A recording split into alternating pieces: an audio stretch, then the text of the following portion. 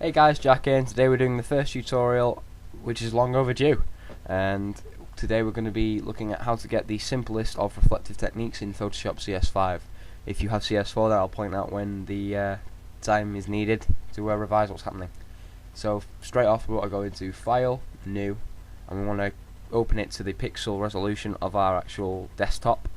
This is a desktop type thing we're going to do here. Can be applied to many other things, but yeah. If you don't know your pixel resolution, you can go to the default backgrounds that came with your computer, right click it, properties, and it will say it there. Now we're going to click OK. Now you see how it's got a lock up here. We want to double click the layer of the background, press OK, and it's going to change it to a layer 0, and we're just going to rename that base. Double click on the text and the names. Now we're going to open up a new layer, and we're going to click layer, new. I'm going to OK. I'm going to make this a very dark grey, which is what we've got here. I'm going to click OK.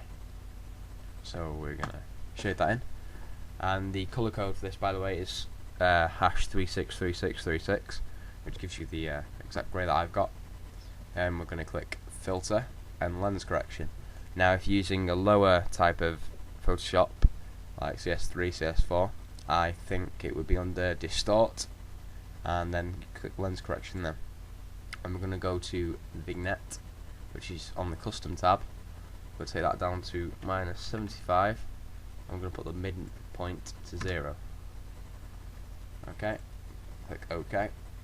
And we've got that nice little spotlight type thing. Now the simplest way to do this is if you just put a black layer over it and you just use the eraser tool with a soft edge in the middle, but the vignette gives it a more professional look. So now we're going to duplicate this layer, and to do that we just drag it down to the duplicate part down here, and we're going to pull this down using the arrow keys.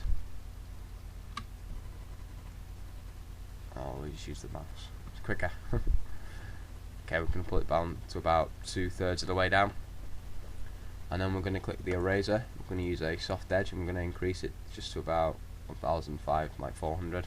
I'll do. It's going to be 1500 then, but I must have said otherwise. So I'm just going to rub away at the sides, like so. It gives us like the softer edge inside, and just to get it more accurate. Here we go. Perfectionist. Okay. Now we're going to click on the text tool next to the flashing mouse icon. Don't know why it's doing that. We're going to click to go in the middle. Now I'm using the font type Bebas or Bebas, whatever you want to call it. This is available for download on defont.com, which is linked in the description. Then there's a search bar on the site. If you type in Bebas, which is B-E-B-A-S, it will come up there and you can download it. Double click the downloaded file and you can install it to your Photoshop and system.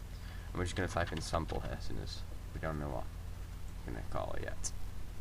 Okay, so as you see, it's the same colour as the background at the moment. I'm just going to pull that down to about 1 millimeter off the designated line that we've got there. About there. Okay, now we're going to make it a nice style. Now you don't have to make it a style, you can make it whatever. I'm just going to use a style because it makes it look nicer. I'm just going to use this. Put it down a bit more. So it's not quite touching, but it is very close to doing so. Now we're going to duplicate the text layer, and then we're going to Control and T, which takes it into free transform, right click and flip vertical.